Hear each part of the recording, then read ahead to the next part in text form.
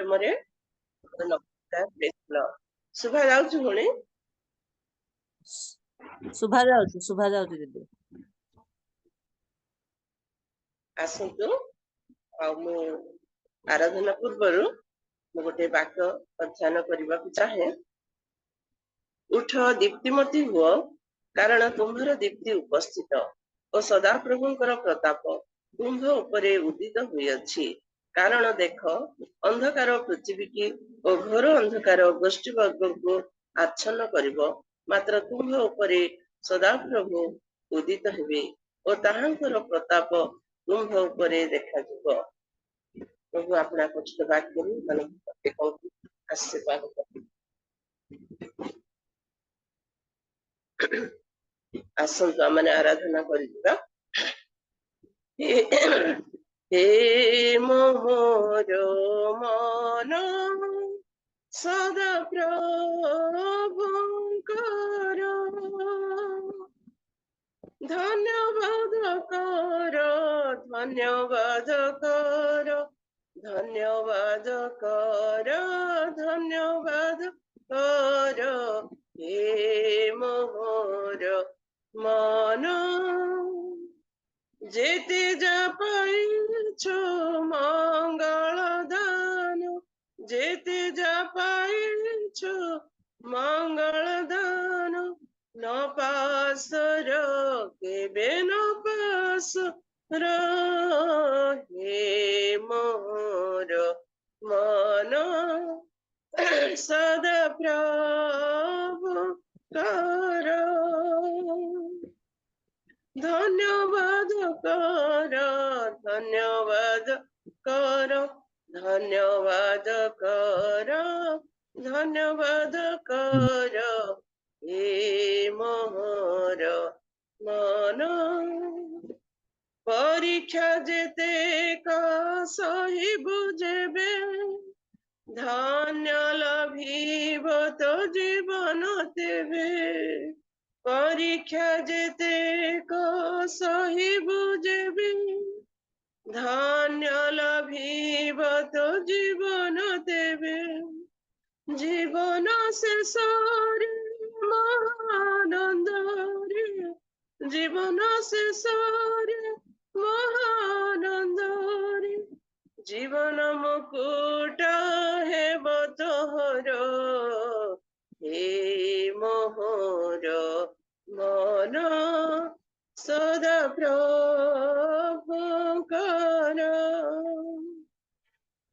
ধন্যবাদ কর, ধন্যবাদ কর, ধন্যবাদ কর, ধন্যবাদ কর।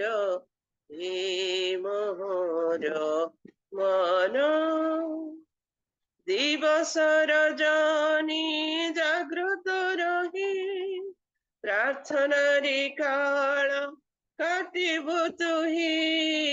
দিবস রজনী জাগ্রত রহি, প্রার্থনারি কাল কাটিবু তুহি।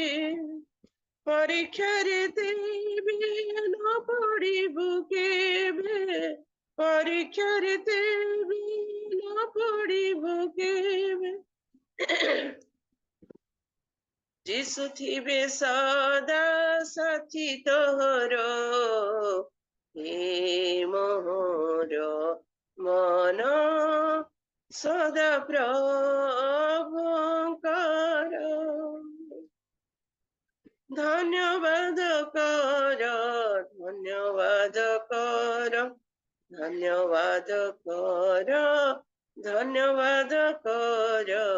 হে মোর মন শত্রুকু তোহর করিবু আদর, ସବୁଠୁ কঠিন আজ্ঞাত কর।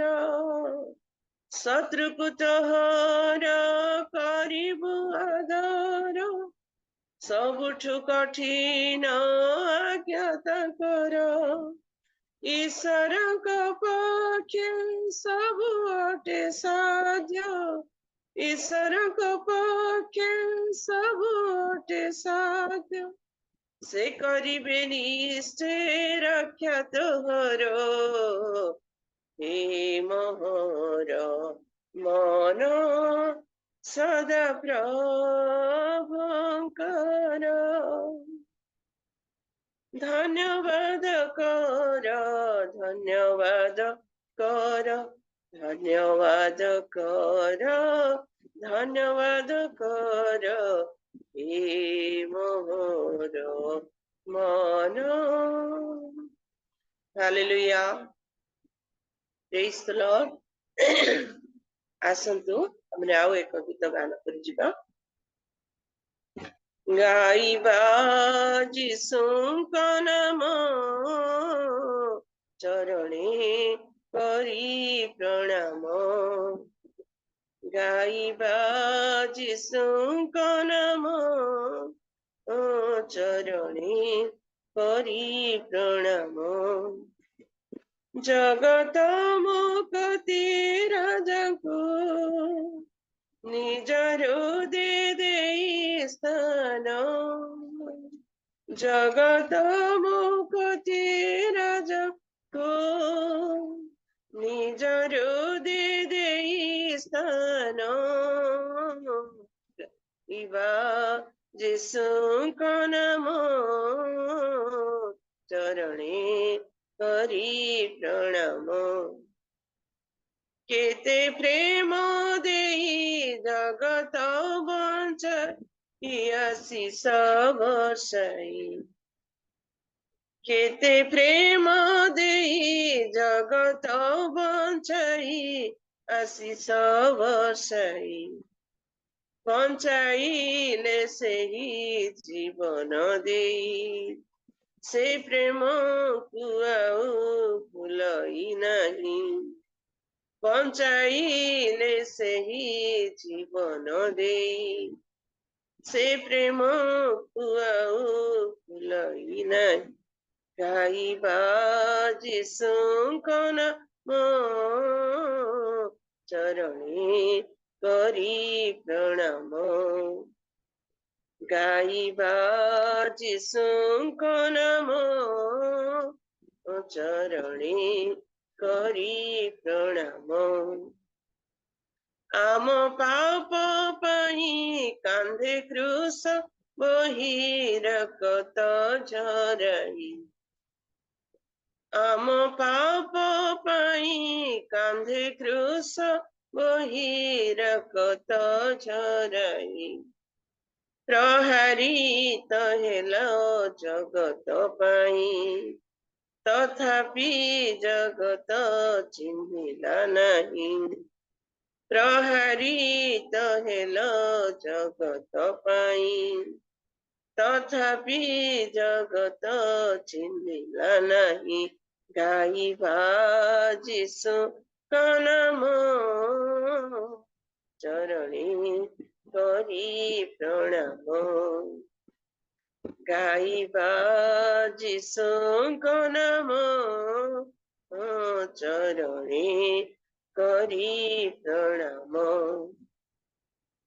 କୁହ କାଲ ବରି ନିରବ ନ ରହି କୃଷର କାହାଣୀ କୁହ କାଲ ବରି ନିରବ ନ ରହି କୃଷର କାହାଣୀ ପୂର୍ଣ୍ଣ କର ତୁମ ଭବାଣୀ ଏଲୋହି ଏଲୋହି ଲମା ସବଖାନି ପୂର୍ଣ୍ଣ କଲ ତୁମ ଭବାଣୀ ଏଲୋହି ଏଲୋହି ଲମା ସବଖାନି ଗାଇବା ଯୀଶୁଙ୍କ ନାମ ଚରଣେ କରି ପ୍ରଣାମ ଗାଇବା ଯୀଶୁଙ୍କ ନାମ ଚରଣେ କରି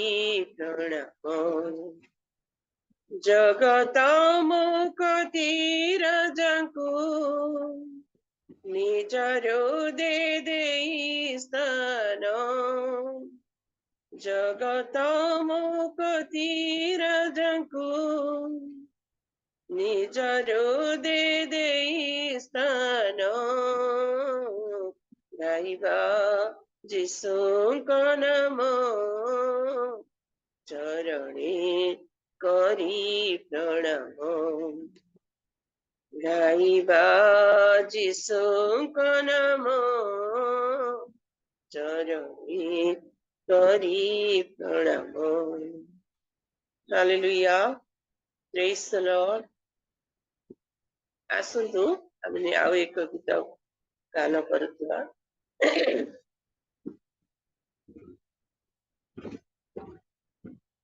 एक आग हर दिल में हमको जलाना है,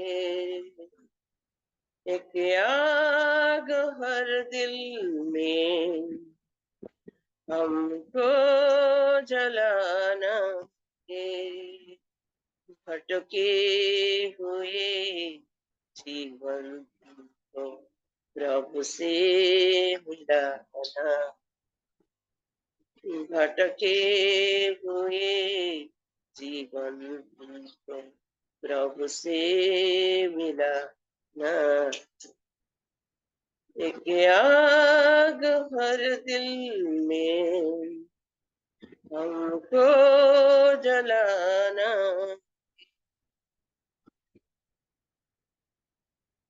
संसार की आशा भरी नजरे हमें पर है, उद्धार का संदेश भी कांधों के ऊपर है, संसार की आशा भरी नजरे हमें पर है, उद्धार का संदेश भी कांधों के ऊपर है, एक दीप से लाखों दिए हमको जलाना है, एक दीप से लाखों दिए हमको जलाना है, भटके हुए जीवन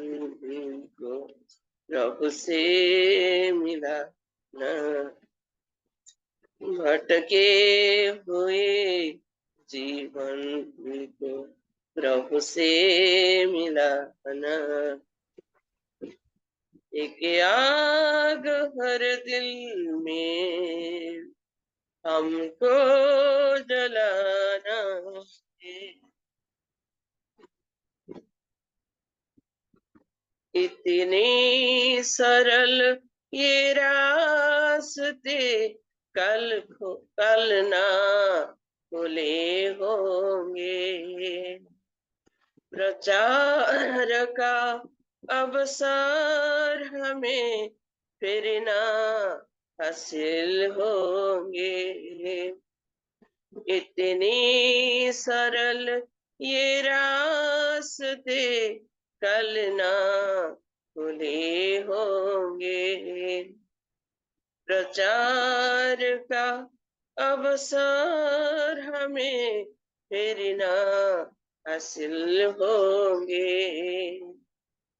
तैयार है ना अगर हमें खुद को मिटाना है, तैयार है ना अगर हमें खुद को मिटाना है, भटके हुए जीवन को प्रभु से मिलाना, भटके हुए जीवन को प्रभु से मिलाना, एक आग हर दिल में हमको जलाना है।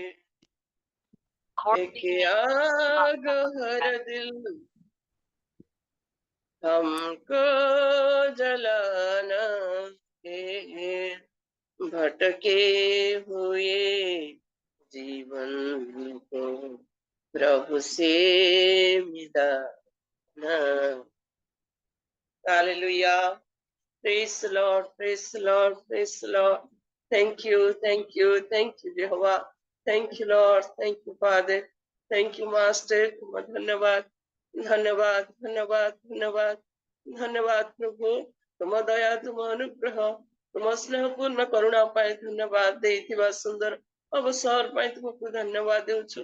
प्रातः समय रे प्रभु तुम गौरव तुम प्रशंसा करबा निमंते तुम अनुग्रह एथिपाई तुमको धन्यवाद। पुणी उपस्थित प्रत्येक अमर प्रिय भाई भौणी माने जो माने हाँ परमेश्वर तुम निकटवर्ती होई तुम छाया तले प्रभात रे निद्रा जागृत होई एकत्र होई अछंती प्रत्येक को सत्य रे आत्मा रे पवित्रता सौंदर्य रे तुम्हारे सेवा उपासना करबा निमंते अनुग्रह समस्त महिमा गौरव संभ्रम केवल तुमको देई प्रेममय प्रिय प्रभु यीशु को महानाम रे समस्त निवेदन सर्व करुअछु पिता।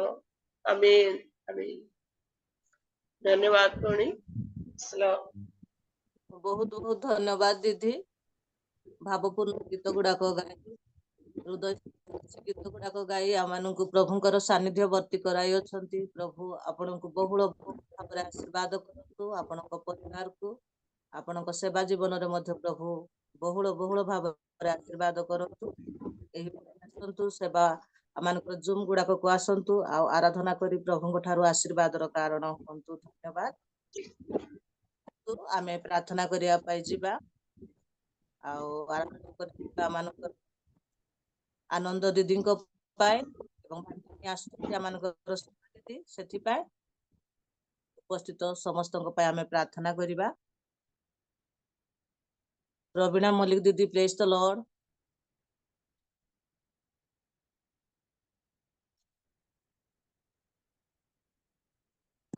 रवीना मलिक दीदी प्रेज द लॉर्ड।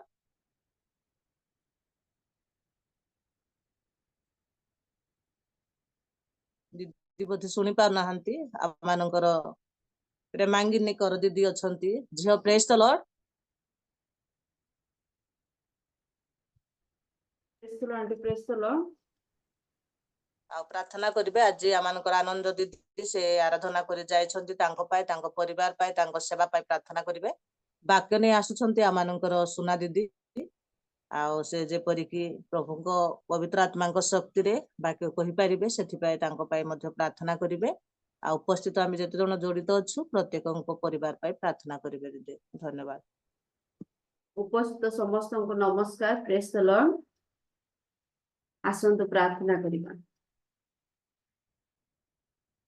धन्यवाद पिता मंगलमय परमेश्वर तुम से पवित्र महत नाम को धन्यवाद दउछु बाबा। प्रभु तुम्हें धन्यवाद गौरव प्रशंसा स्तुति वंदना पाइबा एकमात्र राजा बाबा।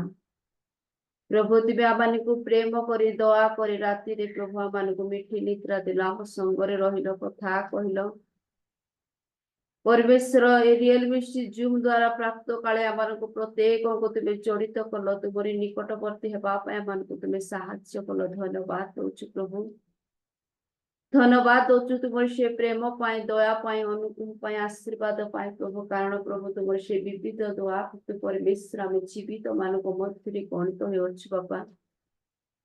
आम जीवित मान मध्य प्रभु नाम स्थान पाई प्रभु। धन्यवाद दउछु परमेश्वर हे परमेश्वर बाबा। प्रभु तुम्हारी गौरव करने निमंते आमान को तुम्हें एकत्र कर तुमको धन्यवाद दउछु बाबा। यही समय प्रभु तुम प्रिय दासी को तुम्हें प्रभु मुख दे गौरव करने निमंते तुम्हें साहाय्य कल। आनंद आंटी को तुम्हारी पद तले रखुची बाबा। प्रभु गीत माध्यम तुमरी सानिध्य मध्य को आम प्रत्येक को नहीं अच्छा पिता परमेश्वर तुमको धन्यवाद दउछु बाबा। प्रभु तुम्हें विशेष कर तुम प्रिय दासी आनंद आंटी को बहुल भाव आशीर्वाद कर। आहुरी आहुरी जे प्रकार प्रभु एमती गीत माध्यम तुमरी गौरव कर आग को बढ़ा निमंते तुम्हें बहुल भाव आशीर्वाद कर। शरीर को मध्य तुम्हें सुस्थ सबल कर। परिवार को विशेष कर आशीर्वाद कर। ଏହି ପ୍ରକାର ତୁମ ସେବା କାର୍ଯ୍ୟରେ ଶେଷ ସନ୍ଧ୍ୟା ପର୍ଯ୍ୟନ୍ତ ଲାଗି ରହିବା ପାଇଁ ପ୍ରଭୁ ସେମାନଙ୍କର ପ୍ରତ୍ୟେକ ବିଷୟରେ ତୁମେ ଆଶୀର୍ବାଦ କର ବୋଲି ଆମେ ପ୍ରାର୍ଥନା କରୁଅଛୁ ବାପା। ପ୍ରାର୍ଥନା କରୁଛୁ ପିତା ପରମେଶ୍ୱର। ଏବେ ପ୍ରଭୁ ଆମେ ବାକ୍ୟ ଶୁଣିବା ନିମନ୍ତେ ଯିବୁ ପ୍ରଭୁ ପରମେଶ୍ୱର। ଆମମାନଙ୍କର ପ୍ରତ୍ୟେକ କର୍ଣ୍ଣକୁ ତୁମେ ଖୋଲି ଦିଅ ବାପା। ଆମମାନଙ୍କର ପ୍ରତ୍ୟେକ ହୃଦୟକୁ ତୁମେ ଖୋଲି ଦିଅ ପରମେଶ୍ୱର। ତୁମ ଯୋଉ ଜୀବନ୍ତ ପ୍ରଭୁ ବାକ୍ୟ ଆଜି ଆମେ ଶୁଣିବୁ ପ୍ରଭୁ ପରମେଶ୍ୱର ତୁମର ସେ ପ୍ରିୟ ଦାସୀଙ୍କ ମୁଖ ଦେଇ ପିତା ପରମେଶ୍ୱର। ଆମ ପ୍ରତ୍ୟେକଙ୍କୁ ପ୍ରଭୁ ତୁମେ ପ୍ରସ୍ତୁତ କର ବାପା। ଆମେ ସେଇ ବାକ୍ୟ ଶୁଣି ଗ୍ରହଣ କରିବା ନିମନ୍ତେ ପରମେଶ୍ୱର ତୁମେ ଦୟା କର। ବିଶେଷ କରି ତୁମ ଦାସୀଙ୍କୁ ପ୍ରଭୁ ତୁମେ ବିଶେଷ କରି ସୁନା ଦିଦିଙ୍କୁ ପ୍ରଭୁ ତୁମେ ହଜା ଲୁଚା ପବିତ୍ର ଆତ୍ମାରେ ତୁମେ ପରିପୂର୍ଣ୍ଣ କର। ଆଉ ବାକ୍ୟରେ ତୁମେ ତାଙ୍କୁ ଅଭିଷିକ୍ତ କର ବୋଲି ଆମେ ପ୍ରାର୍ଥନା କରୁଛୁ ବାପା। ଆଜି ଯୋଉ ବାକ୍ୟ ପରମେଶ୍ୱର ମାନଙ୍କୁ ଦେବେ ପିତା ତାକୁ ବିଶେଷ କରି ତୁମେ ଆଶୀର୍ବାଦ କର ବୋଲି ଆମେ ପ୍ରାର୍ଥନା କରୁଛୁ ପ୍ରଭୁ। ଆମେ ଯେତେ ଜଣ ଏବେ ବର୍ତ୍ତମାନ ଉପସ୍ଥିତ ଅଛୁ ପ୍ରଭୁ ଆମ ପ୍ରତ୍ୟେକଙ୍କୁ ପ୍ରତ୍ୟେକ ପରିବାରକୁ ତୁମେ ଆଶୀର୍ବାଦ କର। ମହିମା ଗୌରବ ପ୍ରଶଂସା ତୁମରି ହଉ ବୋଲି ପ୍ରିୟତମ ପ୍ରଭୁ ଯୀଶୁଙ୍କ ନାମରେ ମାଗିଲି ପିତା ଆମେନ୍। ବହୁତ ବହୁତ ଧନ୍ୟବାଦ ଝିଅ। ବୋଝର ସହିତ ସମସ୍ତ ବିଷୟକୁ ପ୍ରାର୍ଥନା କରି ପଢାଇ ନେଲେ, ସେଥିପାଇଁ ପ୍ରଭୁ ଆପଣଙ୍କୁ ଆପଣଙ୍କ ପରିବାରକୁ ସେବା ଜୀବନରେ ମଧ୍ୟ ପ୍ରଭୁ ଆଶୀର୍ବାଦ କରନ୍ତୁ। ଏ ସମୟରେ ଆମେ ବାକ୍ୟ ଶୁଣିବା ପାଇଁ ଯିବା। ଯେଉଁ ବାକ୍ୟରେ କି ଜୀବନ ଅଛି, ଯେଉଁ ବାକ୍ୟରେ କି ଅନନ୍ତ ଜୀବନ ଅଛି, ଯେଉଁ ବାକ୍ୟ ଶୁଣିବା ଦ୍ୱାରା ମରିୟମ ଉତ୍ତମ ଭାଗ ମନୋନୀତ କରିଥିଲା, ଯେଉଁ ବାକ୍ୟ ଶୁଣି ଲୁଦିଆର ଚିତ୍ତରୂପ ଦ୍ୱାର ଖୋଲା ହୋଇଥିଲା, ଯେଉଁ ବାକ୍ୟ କି ମଧୁ ମଧୁ ଚାଖ ଠାରୁ ସୁନିଷ୍ଟ, ଆଉ ସେଇ ଜୀବନ୍ତ ପବିତ୍ର ବାକ୍ୟ ନେଇ ଆମମାନଙ୍କର ପ୍ରଭୁଙ୍କର ଦାସୀ ଯେ କି ଅନଲାଇନ ଅଫଲାଇନ ରେ ପ୍ରଭୁଙ୍କର ସେବା କାର୍ଯ୍ୟ କରି ଆସୁଅଛନ୍ତି, ଆଉ ଶିକ୍ଷା ପରାମର୍ଶ ଦେଇ ଅନେକ ହଜାର ମାନଙ୍କୁ ଲାଭ କରୁଅଛନ୍ତି, ସେହି ପ୍ରିୟ ପ୍ରଭୁଙ୍କର ଦାସୀ ଆମ ସମ୍ମୁଖରେ ଉପସ୍ଥିତ ଅଛନ୍ତି। ସେ କେହି ନୁହନ୍ତି, ଆମମାନଙ୍କର ହେମଲତା ସୁନା ଦିଦି।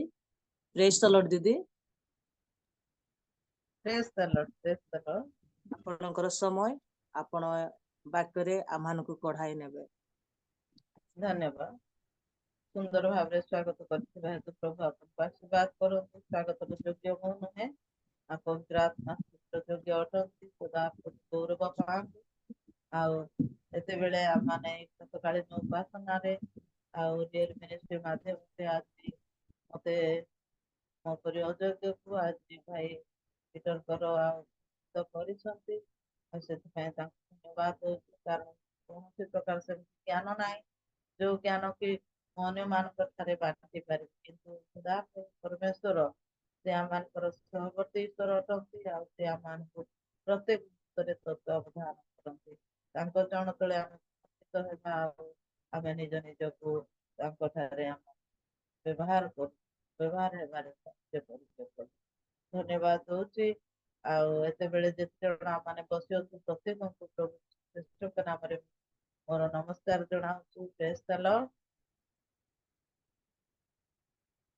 ଆଜି ସୁନ୍ଦର ଭାବରେ ଆପଣ ବିଜାଣି କରୁଛନ୍ତି ପ୍ରଭୁ ଆପଣଙ୍କର ସହବର୍ତ୍ତୀ ଈଶ୍ୱର। ଆଉ ସୁପ୍ରୀତି ଆନନ୍ଦ ଦିଦି ମଧ୍ୟ ଅତି ସୁନ୍ଦର ଭାବରେ ଆଉ ପ୍ରଭୁଙ୍କର ଆରାଧନାରେ କଢାଇ ନେଇଛନ୍ତି। ଅତି ସୁନ୍ଦର ପୁରୁଣା ଗୀତ ଗୁଡାକ ଗାଇକି ପ୍ରଭୁ ତାଙ୍କର ସହବର୍ତ୍ତୀ ଈଶ୍ୱର ହୁଅନ୍ତୁ। ଆଜି ଆମମାନେ ବାକ୍ୟ ଅଧ୍ୟୟନ କରିବା। ଆଉ ଯେହେତୁ ଆଜି ମହିଳା ସମିତି, ଆଉ ସେଥିପାଇଁ ମୁଁ ମା ମାନଙ୍କ ବିଷୟରେ ହିଁ ଆଜି ପ୍ରଚାର କରିବା ନିମନ୍ତେ ଚାହୁଁଛି। ମୋର ଆବାଜ ଭଲରେ ଆସୁଛି କି? ଶୁଭୁଛି? ଶୁଭୁଛି ଦିଦି। ଆଜି ଆମେ ଦେଖିବା ଈଶ୍ୱର ତାଙ୍କ କନ୍ୟା ମାନଙ୍କୁ କୋଉ ଦୃଷ୍ଟିରେ ଦେଖୁଛନ୍ତି। ଈଶ୍ୱର ତାଙ୍କ କନ୍ୟା ମାନଙ୍କୁ କୋଉ ଦୃଷ୍ଟିରେ ଦେଖୁଛନ୍ତି ସେ ବିଷୟକୁ ଆଜି ଆମେ ଦେଖିବା। ଆଉ ପ୍ରଥମେ ଆମେ ଦେଖିବା ହାଗାରଙ୍କ ବିଷୟରେ। ହାଗାର ଗୋଟେ ଏ ପ୍ରକାର ସ୍ତ୍ରୀ ଲୋକ ବା ଏଇ ପ୍ରକାର ମହିଳା ଥିଲେ ଯେ ସିଏ ପ୍ରମୁଖ ସ୍ତ୍ରୀ ମାନଙ୍କ ମଧ୍ୟରେ, ଏଇ ଯୋଉ ଆମେ ପୁରାତନ ନିୟମରେ ଦେଖୁଛୁ, ନୂତନ ନିୟମରେ ଦେଖୁଛୁ, ଅନେକଙ୍କ ବିଷୟରେ ଆମେ ଶିକ୍ଷା ଲାଭ କରିଛୁ, କିନ୍ତୁ ହାଗାରଙ୍କ ବିଷୟରେ ପ୍ରାୟ ଆମେ ମାନେ ଶୁଣି ନଥାଉ। ଆଉ ସେ ହାଗାରଙ୍କ ବିଷୟରେ ମୁଁ ଟିକେ ଆଜି କହିବା ପାଇଁ ଚାହେଁ। ତ ହାଗାର କିଏ? ସେ ହାଗାର ହଉଛନ୍ତି ସେ ଅବ୍ରାହମଙ୍କର ସ୍ତ୍ରୀ ସାରୀଙ୍କର କଣ ସେ ଦାସୀ ଅଟନ୍ତି। ଆଉ ତାଙ୍କ ଦ୍ଵାରା ସଦାପ୍ରଭୁ କେମିତି ତାଙ୍କୁ ଗୋଟେ ଦାସୀର ସ୍ଥାନ ସେତେବେଳେ ଅତି ନ୍ୟୁନ ଥିଲା। ଜଣେ ଦାସୀର ସ୍ଥାନ ନ୍ୟୁନ ଥିଲା ବା କ୍ରୀତ ଦାସ ସେମାନେ, ଆଉ ସେମାନେ କିଣା ଦାସ, ଆଉ ସେଥିପାଇଁ ସେମାନଙ୍କୁ ସାମାଜିକ ଦୃଷ୍ଟିରେ ଯଦି ଆମେ ଦେଖିବା ଯେ ସେମାନଙ୍କର ସ୍ଥାନ ଅତି ନିମ୍ନରେ ଥିଲା, ଦାସ ମାନଙ୍କର ସ୍ଥାନ ଅତି ନିମ୍ନରେ ଥିଲା। ସେମାନଙ୍କୁ ଆଉ ସମାଜରେ ସ୍ଥାନ ମାନେ କୌଣସି ପ୍ରକାର ସମ୍ମାନର ସ୍ଥାନ ମିଳୁନଥିଲା ଦାସ ଦାସୀ ମାନଙ୍କୁ। ସେମାନେ ମାଲିକ ମାନଙ୍କର ତତ୍ୱାବଧାନରେ ରହୁଥିଲେ, ମାଲିକ ମାନଙ୍କ ଅଣ୍ଡରରେ ରହୁଥିଲେ। ଆଉ ସେଥିପାଇଁ ଏଇ ହାଗାରଙ୍କ ବିଷୟରେ ଆଜି ଆମେ ଯେତେବେଳେ ଦେଖିବା, ପରମେଶ୍ୱର ତାଙ୍କୁ କୋଉ ଦୃଷ୍ଟିରେ ଦେଖୁଛନ୍ତି, ହାଗାରଙ୍କୁ କୋଉ ଦୃଷ୍ଟିରେ ଦେଖୁଛନ୍ତି। ଆମେ ଅବ୍ରାହମଙ୍କ ବିଷୟ ଯେତେବେଳେ ଦେଖୁଛୁ, ଟିକେ ଆମେ ପାଠ କରିବା ଆଦି ପୁସ୍ତକ 12 ପର୍ବ ତାର 1 ପଦକୁ। ଏଥି ଉତ୍ତାରେ ସଦାପ୍ରଭୁ ଅବ୍ରାହମକୁ କହିଲେ, ତୁମେ ଆପଣା ଦେଶ ଓ ଜ୍ଞାତି କୁଟୁମ୍ବ ଓ ପୈତୃକ ଗୃହ ପରିତ୍ୟାଗ କରି ଆମ୍ଭେ ଯେଉଁ ଦେଶ ତୁମକୁ ଦେଖାଇବା ସେହି ଦେଶକୁ ଯାଅ। ଆମ୍ଭେ ତୁମଠାରୁ ଏକ ମହାଗୋଷ୍ଠୀ ଉତ୍ପନ୍ନ କରିବା, ପୁଣି ଆମ୍ଭେ ତୁମକୁ ଆଶୀର୍ବାଦ କରି ତୁମ୍ଭର ନାମ ମହତ୍ କରିବା। ତୁମ୍ଭେ ଆଶୀର୍ବାଦର ଆକର ହେବ। ଯେଉଁମାନେ ତୁମକୁ ଆଶୀର୍ବାଦ କରନ୍ତି ଆମ୍ଭେ ସେମାନଙ୍କୁ ଆଶୀର୍ବାଦ କରିବା, ପୁଣି ଯେ କେହି ତୁମକୁ ଅଭିଶାପ ଦିଏ ଆମ୍ଭେ ତାହାକୁ ଅଭିଶାପ ଦେବା। ଆଉ ତୁମଠାରୁ ପୃଥିବୀର ସବୁ ବଂଶ ଆଶୀର୍ବାଦ ପ୍ରାପ୍ତ ହେବେ। এই ସ୍ଥାନରେ ଆମେ ଦେଖୁଛୁ ଯେ ଅବ୍ରାହମ ସଦାପ୍ରଭୁ କି ପ୍ରକାର ଆଶୀର୍ବାଦ କରୁଛନ୍ତି, ଅବ୍ରାହମଙ୍କ ନିକଟରେ ସଦାପ୍ରଭୁଙ୍କର କି ପ୍ରକାର ନିୟମ ରହିଛି, এই ବିଷୟକୁ ଆଜି ଆମେ ଦେଖୁଛୁ ଯେ ଅବ୍ରାହମଙ୍କ ଠାରୁ ଏକ ମହାଗୋଷ୍ଠୀ ଉତ୍ପନ୍ନ କରିବା ନିମନ୍ତେ ସଦାପ୍ରଭୁ ପ୍ରତିଜ୍ଞା କରୁଛନ୍ତି। କିନ୍ତୁ ଆମେ ଦେଖୁଛୁ ଏହାପରେ ଅବ୍ରାହମଙ୍କର ସନ୍ତାନ ସନ୍ତତି ଅନେକ ବର୍ଷ ପର୍ଯ୍ୟନ୍ତ ହୋଇନାହିଁ। ଅନେକ ବର୍ଷ ପର୍ଯ୍ୟନ୍ତ ସନ୍ତାନ ସନ୍ତତି ନ ହୋଇଥିବା ହେତୁ ସେ ନିଜ ମନରେ ନିଜେ ଦୁଇ ଜଣ ସେମାନେ ସାରୀ ସହିତ ସ୍ୱାମୀ ସ୍ତ୍ରୀ ସେମାନେ କଣ ହେଲେ ନା ଚିନ୍ତା କଲେ, ବା ସେମାନେ ଗୋଟେ ନିଜ ନିଜ ବିଷୟରେ ସେମାନେ ଯୋଜନା ଆରମ୍ଭ କରିଛନ୍ତି। ଆଉ ସେମାନେ କଣ କରୁଛନ୍ତି ଯେ ପରମେଶ୍ୱରଙ୍କ ସେଇ ଯୋଜନାକୁ ସେମାନେ ଭାଙ୍ଗିକି ସେମାନେ ନିଜର ଯୋଜନା ସେ ସ୍ଥାନରେ ପ୍ରସ୍ତୁତ କରୁଛନ୍ତି। ଆମେ ଯେତେବେଳେ ଦେଖିବା ଆଦି ପୁସ୍ତକ 16 ପର୍ବ ତାର 1 ପଦରୁ 3 ପଦ, ସେଇ ସ୍ଥାନରେ ଲେଖାଯାଏ,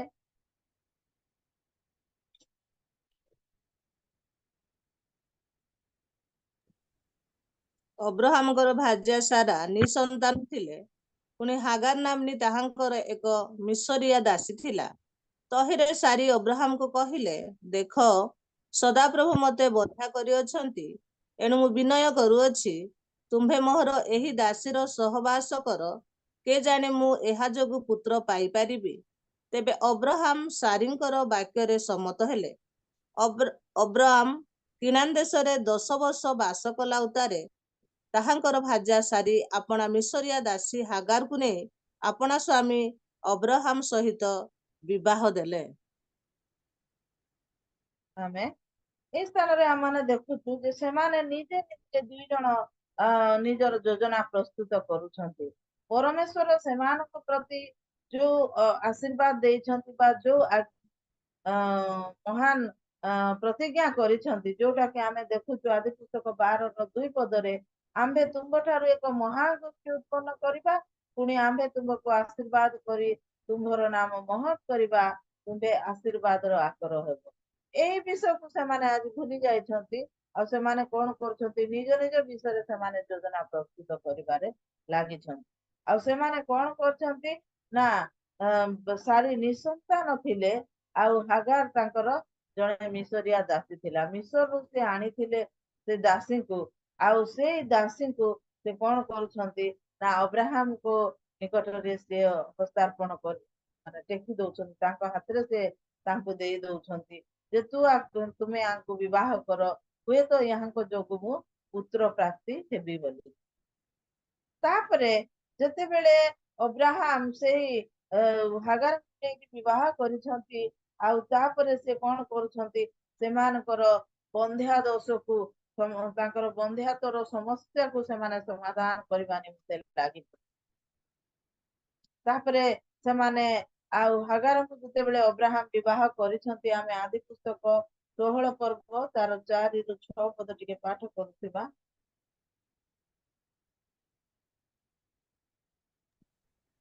ଅନନ୍ତର ଅବ୍ରାହମ ହାଗାରର ସହବାସ କରନ୍ତେ ସେ ଗର୍ଭବତୀ ହେଲା। ପୁଣି ଗର୍ଭ ହୋଇଅଛି ଏହା ଜାଣି ସେ ନିଜ ସାନ୍ତାଣୀକୁ ତୁଚ୍ଛ ଜ୍ଞାନ କରିବାକୁ ଲାଗିଲା। ତହିଁରେ ସାରି ଅବ୍ରାହମକୁ କହିଲେ, ମୋ ପ୍ରତି ଏହି ଅନ୍ୟାୟର ଫଳ ତୁମ୍ଭର ହେଉ। ମୁଁ ଆପଣାର ଯେଉଁ ଦାସୀକି ତୁମ୍ଭ କୋଢ଼ରେ ଦେଇଅଛି ସେ ଏବେ ଆପଣାର ଗର୍ଭ ଜାଣି ମତେ ତୁଚ୍ଛ ଜ୍ଞାନ କରୁଅଛି। ସଦାପ୍ରଭୁ ଓ ମୋହର ବିଚାର କରନ୍ତୁ। ତହିଁରେ ଅବ୍ରାହମ ସାରିଙ୍କୁ କହିଲେ, ଦେଖ ତୁମ୍ଭର ଦାସୀ ତୁମ୍ଭ ହାତରେ ଅଛି, ତୁମ୍ଭକୁ ଯାହା ଭଲ ଦିଶେ ତାହା ତା ପ୍ରତି କର। ତହିଁରେ ସାରି ହାଗାର ପ୍ରତି କଠିନ ବ୍ୟବହାର କରନ୍ତେ ସେ ତାଙ୍କ ପାଖରୁ ପଳାଇଗଲା। ଦେଖନ୍ତୁ ଏ ସ୍ଥାନରେ ହାଗାର ସେ କଣ କରିଛନ୍ତି ନା ହାଗାରଙ୍କର ଅବ୍ରାହମଙ୍କ ସହିତ ବିବାହ ହୋଇଛି। ଆଉ ତାପରେ ସେ ବିବାହ ହେଲା ପରେ ସେ ଗର୍ଭବତୀ ହେଇଛନ୍ତି। ସେ ଗର୍ଭବତୀ ହେଇକି ତାପରେ ସେ ଆପଣାର ସାନ୍ତାଣୀକୁ ତୁଚ୍ଛ ଜ୍ଞାନ କରୁଛି। ସେ ଆପଣାର ସାନ୍ତାଣୀକୁ ଯେତେବେଳେ ତୁଚ୍ଛ ଜ୍ଞାନ କରୁଛି ଆଉ ସେଇ ସମୟରେ ଆଉ ସେ ସାରି ଅବ୍ରାହମକୁ କହୁଛନ୍ତି ମୋ ପ୍ରତି ଏଇ ଅନ୍ୟାୟର ଫଳ ତୁମ୍ଭର ହେଉ ବୋଲି। ଆଉ ତାପରେ ମୁଁ ଆପଣାର ଯେଉଁ ଦାସୀକୁ ତୁମ୍ଭ କୋଡ଼ରେ ଦେଇଅଛି ସେ ଏବେ ଆପଣାର ଗର୍ଭ ଜାଣି ମତେ ତୁଚ୍ଛ ଜ୍ଞାନ କରୁଅଛି। ସଦାପ୍ରଭୁ ତୁମ୍ଭର ଓ ମୋହର ବିଚାର କରନ୍ତୁ। ଏଇ ସ୍ଥାନରେ ଆଉ ସାରି ସେ କଣ କରୁଛନ୍ତି ନା ଅବ୍ରାହମଙ୍କ ନିକଟରେ ସେ ଅଭିମାନ କରିକି କହୁଛନ୍ତି। ଏକରେ ତ ତାଙ୍କର ଭୁଲ ହେଇଛି ଯେ ସେ ଦାସୀକୁ ବିବାହ ଦେଇଛନ୍ତି।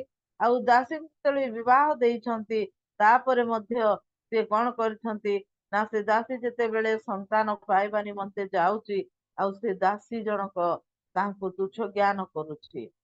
ଏସବୁ ନିମନ୍ତେ ଆମେ ଦେଖିବା ଯେ ସେ ସାରି ହିଁ ଦାୟୀ ଅଟନ୍ତି। କାରଣ ସେ ଈଶ୍ୱରଙ୍କର ସେଇ ଯୋଜନାକୁ ସେଦିନ ସେ ଭଙ୍ଗ କରିଥିଲେ। ଆଉ ତାପରେ ସେ କଣ କଲେ ନା ଈଶ୍ୱରଙ୍କର ଯୋଜନାକୁ ଅସଫଳ କରିବା ନିମନ୍ତେ ସେଦିନ ସେ ଦାସୀକୁ ବିବାହ କରିଥିଲେ। ଆଉ ସେ ଦାସୀକୁ ବିବାହ କରି ତାଙ୍କ ନିକଟରେ ସେ ସନ୍ତାନ ଜାତ କରିବା ନିମନ୍ତେ ଚାହୁଁଛନ୍ତି।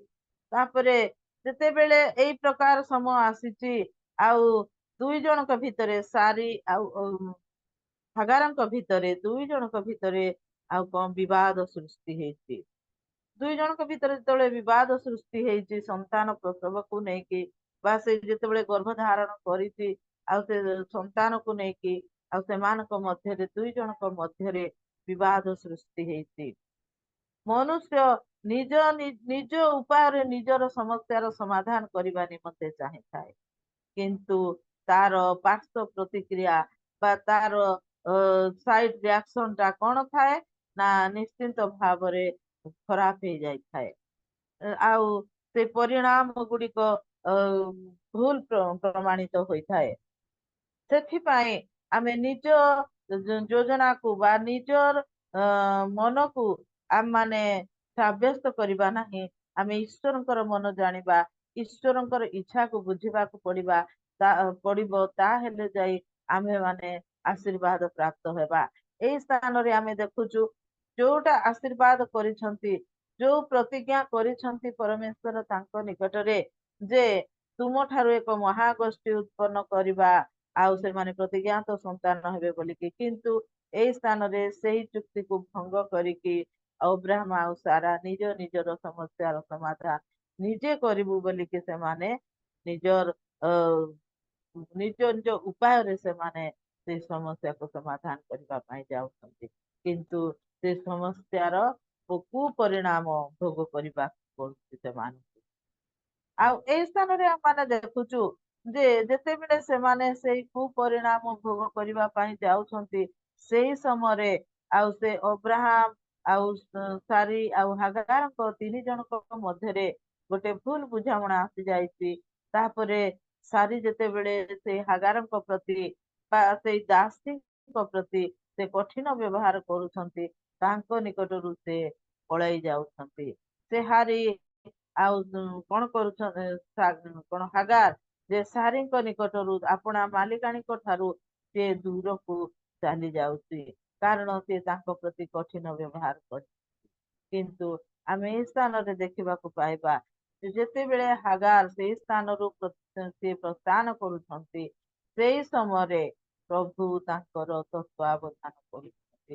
ଯୋଉ ସମୟ ଠାରୁ ତାଙ୍କର ମାଲିକ ବା ମାଲିକାଣୀଙ୍କର ଦାୟିତ୍ୱରୁ ସେ ବାହାରକୁ ଚାଲି ଯାଇଛନ୍ତି, ଆଉ ସେମାନଙ୍କ ଠାରୁ ସେ ଦୂରକୁ ଚାଲି ଯିବାକୁ ଚାହିଁଛନ୍ତି, ସେତେବେଳେ ଠାରୁ ସେମାନଙ୍କ ଠାରୁ ଯେତେବେଳେ ସେ ଦୂରକୁ ଯାଇଛନ୍ତି, ତାଙ୍କ ଅସହାୟ ଅବସ୍ଥାରେ ସେ ଅଛନ୍ତି, ସିଏ ଆଉ ସେଇ ସ୍ଥାନରେ ତାଙ୍କୁ ସାହାଯ୍ୟ କରିବା ପାଇଁ କେହି ନାହିଁ। ଏଇ ପ୍ରକାର ଅବସ୍ଥାରେ ସେ କଣ କରୁଛନ୍ତି ନା ସଦା ପ୍ରଭୁ ତାଙ୍କର ତତ୍ତ୍ୱାବଧାନ କରୁଛନ୍ତି। ଆମେ ଆଦି ପୁସ୍ତକ 16 ପର୍ବ 7 ଆଉ 8 ପଦ ଟିକେ ପାଠ କରିବା। ଅନନ୍ତର ସଦାପ୍ରଭୁଙ୍କର ଦୂତ ପ୍ରାନ୍ତର ମଧ୍ୟରେ ଗୋଟିଏ ନିର୍ଝର ନିକଟରେ ଅର୍ଥାତ୍ ସୁରର ପଥର ଦେଇ ନିର୍ଝର ଅଛି, ତହି ନିକଟରେ ତାହାଙ୍କୁ ଦେଖି କହିଲେ, ଆଗ ସାରାର ଦାସୀ ହାଗାର, ତୁମ୍ଭେ କେଉଠାରୁ ଆସିଲ, ପୁଣି କେଉଠାକୁ ଯିବ? ତହିରେ ସେ କହିଲା, ମୁଁ ଆପଣା ସାନ୍ତାଣୀ ସାରି ନିକଟରୁ ପଳାଉଅଛି। ଆମେନ୍। ଆମେ ଦେଖୁଛୁ ଯେ ସେଇ ସ୍ଥାନରେ କଣ କରୁଛନ୍ତି, ଯୋଉ ସ୍ଥାନରେ ତାଙ୍କର ମୁନିବଙ୍କର ମାନେ ଦାୟିତ୍ୱ ସେଇ ସ୍ଥାନରୁ ତାଙ୍କ ମୁଣ୍ଡ ଉପରୁ ବାହାରି ଯାଇଛି, ବା ମୁଣ୍ଡ ଉପରୁ ତାଙ୍କର ଦାୟିତ୍ୱଟା ସେ ନେଇ ଯାଇଛନ୍ତି, ଆଉ ସେଇ ସ୍ଥାନରୁ ସେ କଣ କରୁଛନ୍ତି, ସଦା ପ୍ରଭୁ ସେଇ ସ୍ଥାନରେ ତାଙ୍କର ତତ୍ତ୍ୱାବଧାନ କରୁଛନ୍ତି। ସଦା ପ୍ରଭୁଙ୍କର ତତ୍ତ୍ୱାବଧାନରେ ସେ ବର୍ତ୍ତମାନ ରହି ଅଛନ୍ତି। ସଦାପ୍ରଭୁ ଅନନ୍ତର ସଦାପ୍ରଭୁଙ୍କ ଦୂତ ପ୍ରାନ୍ତର ମଧ୍ୟରେ ଗୋଟିଏ ନିର୍ଝର ନିକଟରେ ଅର୍ଥାତ୍ ସୁରର ପଥରେ ଯେଉଁ ନିର୍ଝର ଅଛି, ତହିଁ ନିକଟରେ ତାହାଙ୍କୁ ଦେଖିଲେ ସଦାପ୍ରଭୁ ଦେଖନ୍ତି। ସଦାପ୍ରଭୁ କଣ କରନ୍ତି, ଅସହାୟ ମାନଙ୍କ ପ୍ରତି ସେ ଦୃଷ୍ଟିପାତ କରନ୍ତି। ସେ ଦୁର୍ଦ୍ଦଶା କାଳରେ ନିକଟବର୍ତ୍ତୀ ସହାୟ ବୋଲି ଆମେ ଗୀତ ସଂହିତା ତାର 46ର 1 ପଦ ଆଉ 2 ପଦକୁ ଯେତେବେଳେ ପାଠ କରିବା, ସେଇ ସ୍ଥାନରେ ଏ ବିଷୟ ଲେଖାଯାଏ।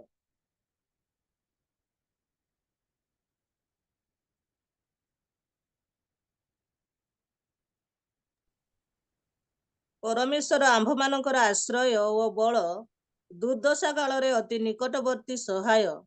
ଏଥିପାଇଁ ପୃଥିବୀ ପରିବର୍ତ୍ତିତ ହେଲେ ହେ ଓ ପର୍ବତଗଣ ସମୁଦ୍ର ମଧ୍ୟରେ ବିଚଳିତ ହେଲେ ହେ।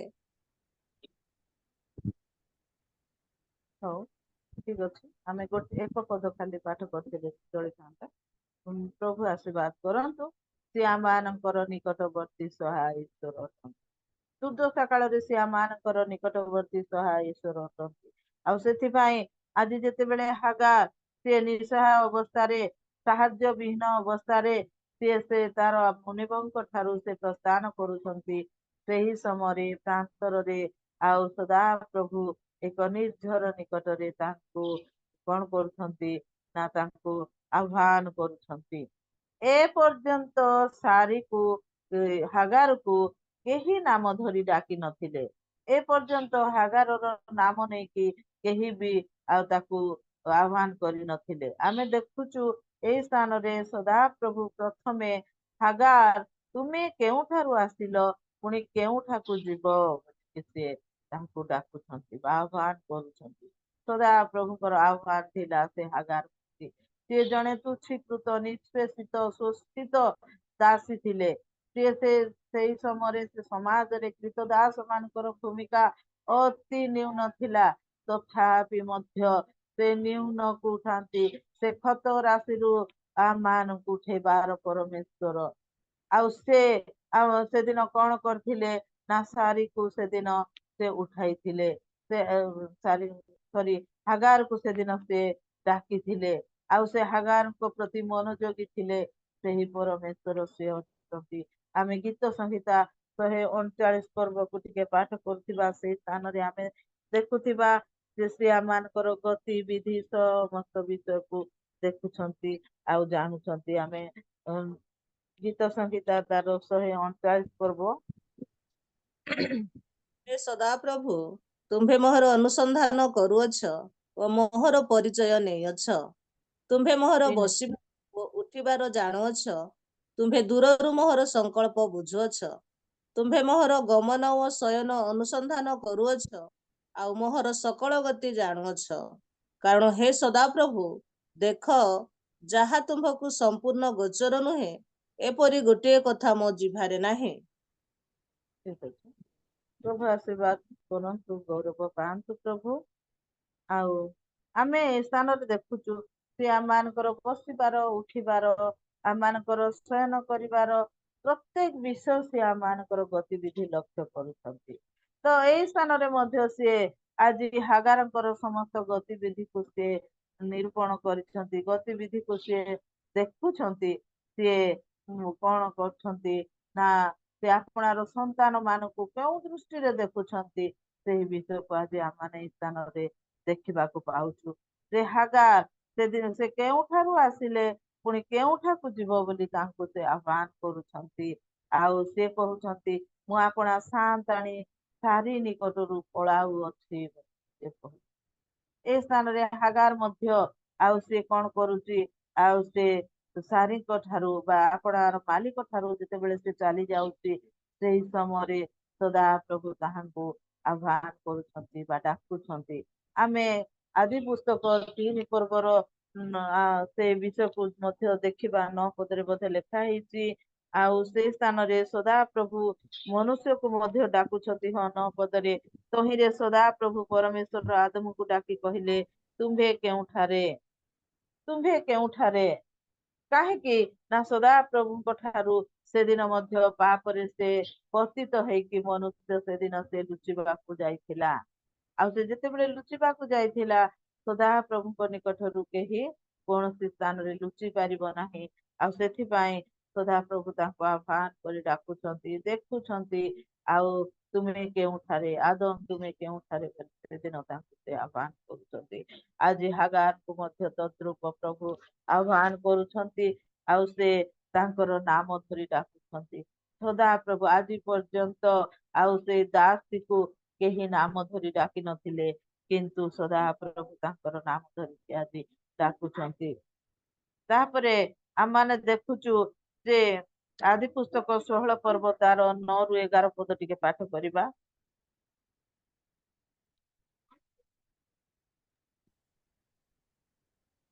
ସେତେବେଳେ ସଦାପ୍ରଭୁଙ୍କର ଦୂତ ତାହାଙ୍କୁ କହିଲେ, ତୁମ୍ଭେ ଆପଣା ସାନ୍ତାଣୀ ନିକଟକୁ ଫେରି ଯାଇ ନମ୍ର ଭାବରେ ତାହାଙ୍କର ହସ୍ତର ବଶୀଭୂତା ହୁଅ। ସଦାପ୍ରଭୁଙ୍କର ଦୂତ ଆହୁରି କହିଲେ, ଆମ୍ଭେ ତୁମ୍ଭ ବଂଶ ଏରୂପ ବୃଦ୍ଧି କରିବା ଯେ ବାହୁଲ୍ୟ ହେତୁରୁ ତାହା ଅଗଣ୍ୟ ହେବ। ସଦାପ୍ରଭୁଙ୍କର ଦୂତ ଆହୁରି କହିଲେ, ଦେଖ, ତୁମ୍ଭର ଗର୍ଭ ହୋଇଅଛି, ତୁମ୍ଭେ ପୁତ୍ର ପ୍ରସବ କରିବ, ତାହାର ନାମ ଇସ୍ମାଏଲ, ଅର୍ଥାତ୍ ପରମେଶ୍ୱର ଶୁଣନ୍ତି ଦେବ। ଯେହେତୁ ସଦାପ୍ରଭୁ ତୁମ୍ଭ ଦୁଃଖ ଶୁଣିଲେ, ପୁଣି ସେ ମନୁଷ୍ୟମାନଙ୍କୁ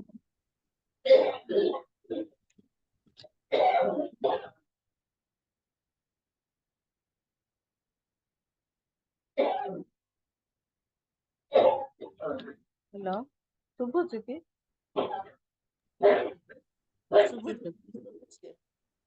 ସେତେବେଳେ ସଦା ପ୍ରଭୁଙ୍କର ଦୂତ ତାହାଙ୍କୁ କହୁଛନ୍ତି, କଣ ବୋଲିକି କହୁଛନ୍ତି? ସେ ତାଙ୍କର ନାମ ଧରିକି ଡାକିଲେ, ଆଉ ଡାକିବା ପରେ ସେ କହୁଛନ୍ତି, ତୁମ୍ଭେ ଆପଣା ସାନ୍ତାଣୀ ନିକଟକୁ ଫେରି ଯାଇ ନମ୍ର ଭାବରେ ତାଙ୍କର ହସ୍ତରେ ବଶୀଭୂତା ହୁଅ।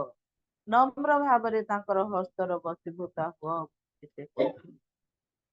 ଆଉ ସଦା ପ୍ରଭୁଙ୍କର ଦୂତ ଆହୁରି କହିଲେ, ଆମ୍ଭେ ତୁମ୍ଭ ବଂଶ ଏପରି ବୃଦ୍ଧି କରିବା ଯେ ବାହୁଲ୍ୟ ସକାଶୁ ତାହା ଅଗଣ୍ୟ ହେବ। ସଦା ପ୍ରଭୁଙ୍କ ଦୂତ ଆହୁରି କହିଲେ, ଦେଖ, ତୁମ୍ଭର ଗର୍ଭ ହୋଇଅଛି, ତୁମ୍ଭେ ପୁତ୍ର ପ୍ରସବ କରିବ, ତାହାର ନାମ ଇସ୍ମାଏଲ ଦେବ। ଯେହେତୁ ସଦା ଶୁଣି ଅଛନ୍ତି। ଆଜି ସଦା ପ୍ରଭୁ ସେ ହାଗାରଙ୍କର ଦୁଃଖ ଶୁଣିଲେ, ସଦା ପ୍ରଭୁ ସେ ହାଗାରଙ୍କ ପ୍ରତି ଦୃଷ୍ଟିପାତ କଲେ। ଆଉ ସେଥିପାଇଁ ସେ ତାଙ୍କୁ କହୁଛନ୍ତି, ନମ୍ର ଭାବରେ ତୁମେ ତାହାଙ୍କ ନିକଟକୁ ଫେରି ଯାଅ କହୁଛନ୍ତି। ଯେତେବେଳେ ସିଏ ତାଙ୍କୁ ଏଇ ବିଷୟ କହୁଛନ୍ତି, ଯେ ପରମେଶ୍ୱରଙ୍କର ହାଗାରଙ୍କ ପ୍ରତି ଯୋଉ ପ୍ରତିଜ୍ଞା ଥିଲା, ହାଗାରଙ୍କ ପ୍ରତି ପରମେଶ୍ୱର ଆଉ ପ୍ରତିଜ୍ଞା ଦେଇକି ମଧ୍ୟ କହୁଛନ୍ତି ଅବ୍ରାହମକୁ ଯୋଉ ପ୍ରତିଜ୍ଞା ଦେଇଛନ୍ତି ତୁମଠାରୁ ଏକ ମହାଗୋଷ୍ଠୀ ଉତ୍ପନ୍ନ ହେବେ ବୋଲିକି ଆଜି ହାଗାରକୁ ମଧ୍ୟ ସେ ସେହି ପ୍ରକାର ଆଶୀର୍ବାଦ କରୁଛନ୍ତି। ଆଉ ସେ କହୁଛନ୍ତି ତୁମେ ଇସ୍ମାଇଲ ଠାରୁ ଆଉ ବହୁ ବଂଶ ଜାତ ହେବେ କରୁଛନ୍ତି। ବହୁ ବଂଶ ଉତ୍ପନ୍ନ ହେବେ, ଇସ୍ମାଇଲ ର ମଧ୍ୟ ଗୋଟେ ବହୁ ବଂଶ ହବ ଆଉ ବଡ ଗୋଷ୍ଠୀ ହେବେ ବୋଲିକି ସେଦିନ ତାଙ୍କୁ ସେ ଆଶୀର୍ବାଦ କରି ଅର୍ଥାତ୍ ହାଗାର ଜଣେ ଦାସୀ ଥିଲା, ହାଗାର ଜଣେ ତୁଚ୍ଛୀକୃତ ନିଷ୍ପେଷିତ ଥିଲା ସମାଜରେ, ତଥାପି ମଧ୍ୟ ଗୋଟେ ଦାସୀର ସ୍ଥାନ କିଛି ନଥିଲା ସେଇ ସମୟରେ ଆଉ ସେଇ ସମାଜରେ, ତଥାପି ମଧ୍ୟ ପ୍ରଭୁ ସେ ହାଗାରଙ୍କୁ ଆହ୍ୱାନ କଲେ।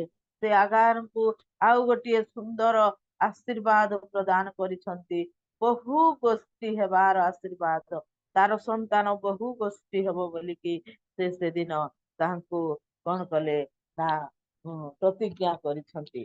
ଆଜି ଆମମାନେ ଦେଖୁଛୁ ଯେ ସେହି ପ୍ରତିଜ୍ଞାର କଣ ହେଇଛି ନା ହାଗାର ତାଙ୍କର ଈଶ୍ୱରଙ୍କୁ ସେ ବୁଝି ପାରିଛି ସେ ପ୍ରକୃତରେ ଈଶ୍ୱର ତାହା ପ୍ରତି କୋଉ ଆଶୀର୍ବାଦ ଦଉଛନ୍ତି ବା ମନୋଯୋଗୀ ଅଟନ୍ତି କି ନାହିଁ ତାହା ସେ ଦେଖୁଛି। ଆମେ ଦେଖୁଛୁ ଆଦି ପୁସ୍ତକ 16 ପର୍ବ 13 ରୁ 14 ପଦ ଟିକେ ପାଠ କରିବା। ଆଉ ହାଗାର ଆପଣା ସହିତ କଥାବାର୍ତ୍ତା କାରି ସଦାପ୍ରଭୁଙ୍କର ଏହି ନାମ ରଖିଲା, ଯଥା ମଦର୍ଶକ ପରମେଶ୍ୱର, ହେ ପରମେଶ୍ୱର ତୁମ୍ଭେ ମତେ ଦେଖୁଅଛ। ଯେହେତୁ ସେ କହିଲା ଯେ ମତେ ଦେଖନ୍ତି ତାଙ୍କୁ ଦର୍ଶନ ଉତ୍ତାରେ ମୁଁ କି ଏଠାରେ ଆହୁରି ବଞ୍ଚିବି। ଏଣୁ ସେହି କୂପର ନାମ ବେର୍ ଲହୟା ରୋହି ଅର୍ଥାତ୍ ଦର୍ଶନାର୍ଥେ ଜୀବନ କୂପ ରଖାଗଲା। ସେହି କୂପ କାଦେଶ ଓ ବେରଦ ମଧ୍ୟରେ ଅଛି। ଆମେନ୍। ହାଗାର ସଦାପ୍ରଭୁଙ୍କ ସହିତ କଥାବାର୍ତ୍ତା କରୁଛି। ସଦାପ୍ରଭୁ ହାଗାରଙ୍କ ସହିତ କଥା କହୁଛନ୍ତି ଆଉ ହାଗାର ମଧ୍ୟ ସଦାପ୍ରଭୁଙ୍କ ସହିତ କଥାବାର୍ତ୍ତା କରୁଛି। ଏଇ ସ୍ଥାନରେ ଦେଖୁଛୁ ଆମେ ଗୋଟେ ଦାସୀ ଆପଣା ମାଲିକ ସହିତ ଯଦି କଥା ହେଇପାରୁନି ବା ଆପଣା ମାଲିକ ସହିତ ତାର କୌଣସି ଏଇ ପ୍ରକାର ଉଚ୍ଚବାଚ୍ୟ କରିବା ନିମନ୍ତେ ତାର ସେ ସ୍ଥାନରେ ଯୋଗ୍ୟତା ନଥିଲା, କିନ୍ତୁ ଯୋଗ୍ୟତା ଆଜି ଦେଖନ୍ତୁ ରାଜା ମାନଙ୍କର ରାଜା, ପ୍ରଭୁ ମାନଙ୍କର ପ୍ରଭୁ ସଦା ପ୍ରଭୁଙ୍କ ଠାରେ ତାହାକୁ ପ୍ରଭୁ ଯୋଗ୍ୟ ଗଣିଛନ୍ତି। ଆଉ ସେ ସଦା ପ୍ରଭୁଙ୍କ ସହିତ କଥାବାର୍ତ୍ତା କରୁଛି ଆଉ ସଦା ପ୍ରଭୁ ସେ ସ୍ଥାନରେ ତାକୁ ଦେଖୁଅଛନ୍ତି। ଏଠି ମଦର୍ଶକ ପରମେଶ୍ୱର ବୋଲିକି ଲେଖା ଯାଉଛି, ଅର୍ଥାତ୍ ସଦା ତୁମେ ମତେ ଦେଖୁଅଛ ବୋଲି ହାଗାର କହୁଅଛି। ସେଇ ମଦର୍ଶକ ପରମେଶ୍ୱର ଆଉ ମଦର୍ଶକ ପରମେଶ୍ୱରଙ୍କ ନିକଟରେ ସେ ସେଦିନ ଉପାସନା କରୁଅଛି ବା ସେଦିନ ସେ ପ୍ରଭୁଙ୍କ ପାଇଁ ସେହି ସ୍ଥାନର ନାମ ବେର୍ ଲହୟ ରୋହି ବୋଲିକି ରଖିଲା, ଅର୍ଥାତ୍ ପରମେଶ୍ୱର ଦେଖନ୍ତି। ସେଇ ସ୍ଥାନର ନାମ ପରମେଶ୍ୱର ଦେଖନ୍ତି, ମଦର୍ଶକ ପରମେଶ୍ୱର ବୋଲିକି ସେ ସ୍ଥାନରେ ସେ ନାମ ରଖିଅଛି। ବା ସେ ସଦା ପ୍ରଭୁଙ୍କର ଉପାସନା କରୁଛନ୍ତି। ସଦା ପ୍ରଭୁଙ୍କୁ ସେ ସର୍ବଶକ୍ତିମାନ, ସର୍ବବ୍ୟାପୀ, ସର୍ବଜ୍ଞାତା ବୋଲିକି ସେ ସେଦିନ ଜାଣି ପାରୁଅଛି। ଆଉ ସେ ସଦା ପ୍ରଭୁଙ୍କର ନାମକୁ ସେ ସ୍ଥାନରେ କଣ କରୁଛି ଉପସ୍ଥାପିତ କରିଅଛି। ଆଉ ସେ ଦୂତଙ୍କ ସହିତ କଥାବାର୍ତ୍ତା କରୁଛନ୍ତି, ସଦା ପ୍ରଭୁଙ୍କର ଦୂତ। ଏଇ ସ୍ଥାନରେ ଗାବ୍ରିଏଲ ଦୂତ ନଥିଲେ କି ମିଖାଏଲ ଦୂତ ନଥିଲେ, ଆମେ ଯୋଉ ଦୂତ ମାନଙ୍କୁ ଜାଣିଛୁ ସେଇ ଦୂତ ନଥିଲେ। ଏଇ ସ୍ଥାନରେ କିଏ ଥିଲେ? ଏଇ ସ୍ଥାନରେ ସଦା ପ୍ରଭୁଙ୍କର ଦୂତ, ଅର୍ଥାତ୍ ସ୍ୱୟଂ ସଦା ପ୍ରଭୁ ସେଇ ସ୍ଥାନରେ ଉପସ୍ଥିତ ଥିଲେ। ହାଗାର ଆମେ ଦେଖିବାକୁ ପାଉଛୁ। ଆଉ ସେ ସ୍ଥାନରେ ପ୍ରଭୁଙ୍କର ପ୍ରଶଂସା କରୁଛନ୍ତି। ତାପରେ ସେ ଆମେ ଆଦି ପୁସ୍ତକ 16 ପର୍ବ 15 ଆଉ 16 ପଦ ଯେତେବେଳେ ପାଠ କରୁଛୁ ସେଇ ସ୍ଥାନରେ ମଧ୍ୟ ଆମେ ଦେଖିବାକୁ ପାଉଛୁ। ଏଥି ଉତ୍ତାରେ ହାଗାର ଅବ୍ରାମଙ୍କ ନିମନ୍ତେ ପୁତ୍ର ପ୍ରସବ କରନ୍ତେ ଅବ୍ରାମ ହାଗାରଙ୍କ ଠାରୁ ଜାତ ଆପଣାର ସେହି ପୁତ୍ରର ନାମ ଇସ୍ମାଇଲ ଦେଲେ। ଅବ୍ରାମକୁ 86 ବର୍ଷ ବୟସରେ ହାଗାର ଅବ୍ରାହମଙ୍କ ନିମନ୍ତେ ଇସ୍ମାଇଲ ପ୍ରସବ କରିଥିଲେ। 86 ବର୍ଷ ବୟସରେ। ଆଉ ଯେତେବେଳେ ଆମେ ଦେଖୁଛୁ ଯେ ଏହାର 10 ବର୍ଷ ପୂର୍ବରୁ ସେ କଣ କରିଥିଲେ ନା ସେ ଅନ୍ୟ ଦେଶକୁ ସେ ଯାଇଥିଲେ।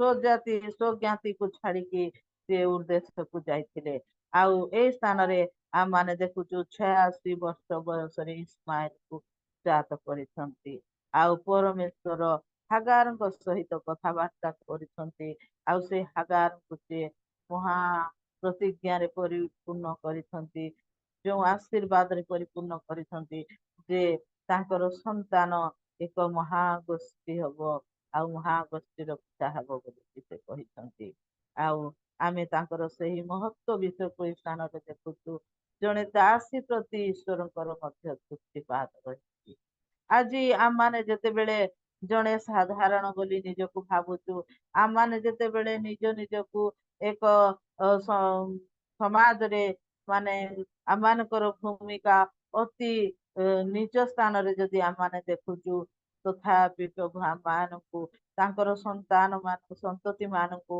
ସେ କେବେ ବି ଆଉ ସେ ନିଜସ୍ତ କରିବା ପାଇଁ ଚାହାନ୍ତି ନାହିଁ ସେ ଆମମାନଙ୍କୁ ସର୍ବଦା ମସ୍ତକ କରିବା ପାଇଁ ଚାହୁଁଛନ୍ତି ଦେଖନ୍ତୁ ସେଦିନ ସେହି ଦାସୀ ଥିଲା କିନ୍ତୁ ସଦା ପ୍ରଭୁ ତାଙ୍କ ସହିତ ବାର୍ତ୍ତାଳାପ କରିଛନ୍ତି ତାଙ୍କୁ ଆହ୍ୱାନ କରିଛନ୍ତି ତାଙ୍କର କ୍ରନ୍ଦନ ଶୁଣିଛନ୍ତି ତାଙ୍କୁ ସେ ଦେଖିଛନ୍ତି ସଦା ପ୍ରଭୁ ତାଙ୍କର କନ୍ୟା ମାନଙ୍କ ପ୍ରତି ଦୃଷ୍ଟିପାତ କରନ୍ତି ତାଙ୍କର ମୂଲ୍ୟକୁ ସେ ମୂଲ୍ୟବାନ ବୋଲି ବୁଝନ୍ତି ଆଉ ସଦା ପ୍ରଭୁ ସେହି ପ୍ରକାର ପରମେଶ୍ୱର ଅଟନ୍ତି ଆଜି ଆମମାନେ ହାଗାରଙ୍କ ଠାରୁ ଏଇ ସମସ୍ତ ବିଷୟ ଯେତେବେଳେ ଆମମାନେ ଜାଣୁଛୁ ସେତେବେଳେ ଆମେ ନିଜ ନିଜକୁ ମଧ୍ୟ ହାଗାର ନିକଟରେ ଆମମାନେ ତୁଳନା କରିବା ଆଉ ସେତେବେଳେ ଆମମାନେ ନିଜକୁ ଆମେ ମଧ୍ୟ ନିଷ୍ପେଷିତ ଆମେ ମଧ୍ୟ ଶୋଷିତ ଆମେ ମଧ୍ୟ ଲାଞ୍ଛିତ ଅନେକ ନାରୀ ମାନଙ୍କୁ ତାଙ୍କ ପରିବାରରେ ଆଉ ମାନେ ଲଘୁ ଜ୍ଞାନ କରାଯାଏ ମା ମାନଙ୍କୁ ଲଘୁ ଜ୍ଞାନ କରାଯାଏ ପାଦ ତଳର ଦାସୀ ବୋଲିକି କହନ୍ତି ଆମମାନଙ୍କର ଲୋକାଲ ଭାଷାରେ ଆଉ ସେଇ ପ୍ରକାରେ ମା ମାନଙ୍କୁ ଆମେ ଦେଖୁଛୁ ଇତିହାସକୁ ଦେଖିଲେ ମଧ୍ୟ ଆମର ଭାରତୀୟ ଇତିହାସକୁ ଦେଖିଲେ ମଧ୍ୟ ଆମେ ଦେଖୁଛୁ ଯେ ସେତେବେଳେ ପରଦା ପ୍ରଥା ଥିଲା ଆଉ ପରଦା ଭିତରେ ଆଉ ମା ମାନେ ରହୁଥିଲେ ଆଉ ଯେତେବେଳେ ଆଜି ଆମମାନେ ଆଧୁନିକ ସମାଜରେ ବସବାସ କରୁଛୁ ଆମମାନଙ୍କ ଠାରୁ ସେଇ ପରଦା ପ୍ରଥା ଉଠି ଯାଇଅଛି ସେଥି ନିମନ୍ତେ ମଧ୍ୟ ଅନେକ ଆଜି ସଂଘର୍ଷ କରିବାକୁ ପଡିଥିଲା ଆଉ ସେଇ ସମୟରେ ମଧ୍ୟ ସେହି ପ୍ରକାର ଆଉ ସ୍ତ୍ରୀ ଲୋକମାନଙ୍କୁ ଆଉ ଲଘୁ ଜ୍ଞାନ କରାଯାଉଥିଲା ସ୍ତ୍ରୀ ଲୋକମାନଙ୍କର ସ୍ଥାନ ନଥିଲା ତଥାପି ମଧ୍ୟ ସଦା ପ୍ରଭୁ ସେହି ଦାସୀକୁ ସେ ଉନ୍ନତ କରନ୍ତି ସେ ଉଠାନ୍ତି ସେ ଉଚ୍ଚରେ ସ୍ଥାପନ କରନ୍ତି ସେ ପରମେଶ୍ୱର ଅଟନ୍ତି ଆଉ ସେଇ ପ୍ରକାର ଆମେ ମାନେ ଯଦି ଆହୁରି ଅନେକ ମା ମାନଙ୍କର ବିଷୟ ଦେଖିବା ବାକ୍ୟରେ ତାହେଲେ ଆମେ ମାନେ ଜାଣିପାରିବା ଦୋବରା ମଧ୍ୟ ଜଣେ ସ୍ତ୍ରୀ ଲୋକ ଥିଲେ ଗୋଟେ ମହିଳା ଥିଲେ ତଥାପି ମଧ୍ୟ ସିଏ ଏତେ ବଡ ସୈନ୍ୟ ଶ୍ରେଣୀର ସେ କଣ ହେଇଥିଲେ ସେନାପତି ହେଇଥିଲେ ତ ଆଉ ସେ ଭକ୍ତି ହେଇଥିଲେ ଏ ଭାବବାଦିନୀ ଏଇ ପ୍ରକାର ଭାବରେ ଆଉ ଆମମାନେ ଦୋବରାଙ୍କର ସ୍ଥାନକୁ ମଧ୍ୟ ଦେଖିବାକୁ ପାଉଛୁ ଆଉ ଆମମାନେ ଯେତେବେଳେ ହାନାଙ୍କ ବିଷୟ ଦେଖୁଛୁ ସେ ମଧ୍ୟ କି ପ୍ରକାର ଅବହେଳିତ ଥିଲେ କି ପ୍ରକାର ଲାଞ୍ଛିତ ଥିଲେ ସିଏ ମଧ୍ୟ ଗୋଟେ ସେଇ ସମାଜରେ ବନ୍ଧ୍ୟା ଥିଲେ ବୋଲି ଘୃଣିତ ଥିଲେ ତଥାପି ମଧ୍ୟ ସଦା ପ୍ରଭୁ ସେହି ହାନାଙ୍କ ପ୍ରତି ମଧ୍ୟ ଦୃଷ୍ଟିପାତ କଲେ ଆଉ ତାଙ୍କୁ ମଧ୍ୟ ସେ ପୁତ୍ରଙ୍କର ଅଧିକାରୀ ହେବା ସାହାଯ୍ୟ କଲେ ପ୍ରଭୁ ସେହି ପ୍ରକାର ଆମମାନଙ୍କୁ ଆଉ ତାଙ୍କର ଦୃଷ୍ଟିରେ ଦେଖନ୍ତି ସେଥିପାଇଁ ସଦା ପ୍ରଭୁ ପରମେଶ୍ୱରଙ୍କ ମହାନ ଗୌରବ ହଉ ପ୍ରଶଂସା ହଉ ପ୍ରଭୁ ଆଜି ଆମମାନଙ୍କୁ ତାଙ୍କର କନ୍ୟା ମାନଙ୍କୁ ଦେଖନ୍ତି ଆଉ ତାଙ୍କର ମୂଲ୍ୟକୁ ସେ ମୂଲ୍ୟବାନ ବୋଲି ବୁଝନ୍ତି ପ୍ରଭୁ ଆମ ସମସ୍ତଙ୍କୁ ଆଜି ଏହି ଅଳ୍ପ ବାକ୍ୟ ଦ୍ଵାରା ଆଶୀର୍ବାଦ କରନ୍ତୁ ଆମେ ସମସ୍ତଙ୍କୁ ନମସ୍କାର ଧନ୍ୟବାଦ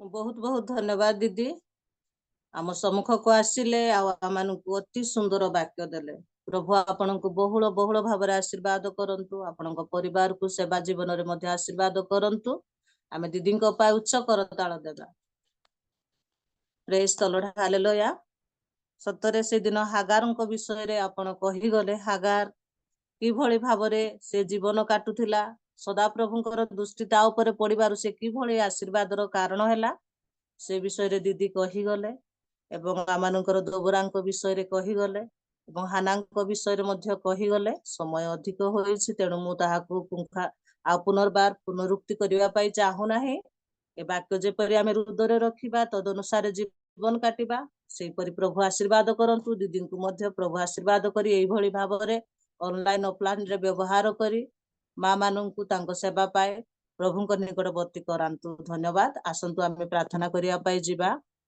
आम सम्मुखरे अछंती आमानकर रावळ आज्ञा प्रेज द लॉर्ड आज्ञा